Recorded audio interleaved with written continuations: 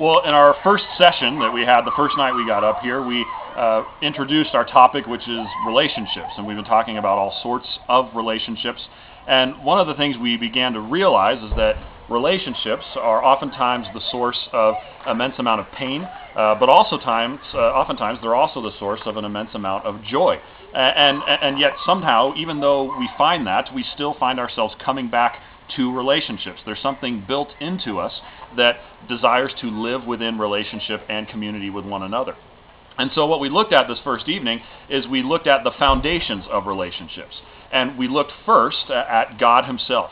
And we learned that God actually exists in relationship with himself, because he exists in three persons: Father, Son, and Holy Spirit. And those three persons of the Trinity, they exist in perfect harmony and love with one another. And we looked a little bit at John chapter 17, in which we see Jesus actually praying before he goes to the cross. And he prays for us, and he prays for those who are going to follow him one day. But he also speaks to his Father and talks about the perfect union that exists between him and his Father. And so because God exists in community, we then saw that God, because he created us in his image, that therefore we too are designed to live in community with one another.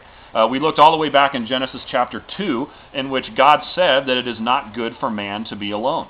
And so there's something about man, the fact that he is created to image and reflect the fact that God lives in perfect community.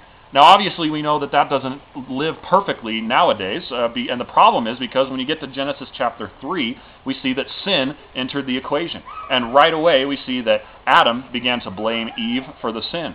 We see a fraction in the relationship. We see shame entering into the equation between the two. And we see sin all over the place in our relationships today. We see dating relationships that are characterized by impurity and sin. We see marriages that are broken. We see friendships that are characterized by gossip and slander. And we see whole churches that are ripped apart.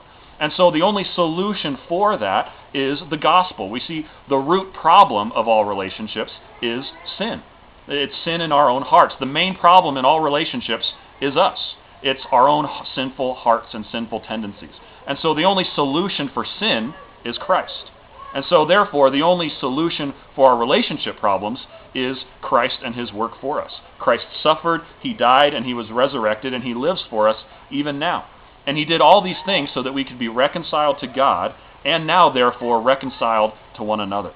And so we have to start with God when it comes to evaluating our relationships. He's the foundation. The gospel of Jesus Christ is the foundation. And if we start anywhere else, we're going to start off on the wrong foot. And it's like this weekend, we've been talking about climbing together as kind of our analogy, and this is kind of the base camp of the climb.